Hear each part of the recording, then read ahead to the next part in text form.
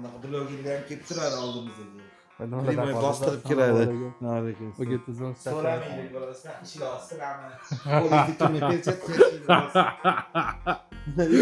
Okey, men sizni o'ylab zo'r narsa olib keldim. Keling, bunday taqolaydi. Pulmi? Ha? Yo'q, qarang. Testosteron oshirishga.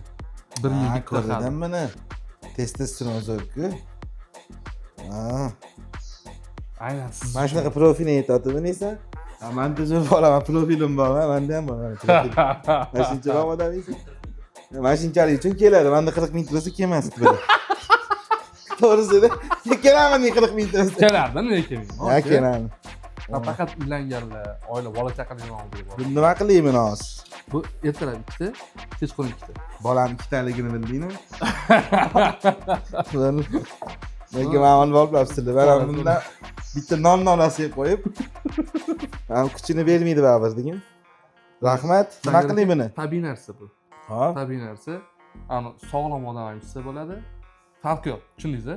Bitta savolim bor. Etib turish shart emasmi buni anaqa har safar?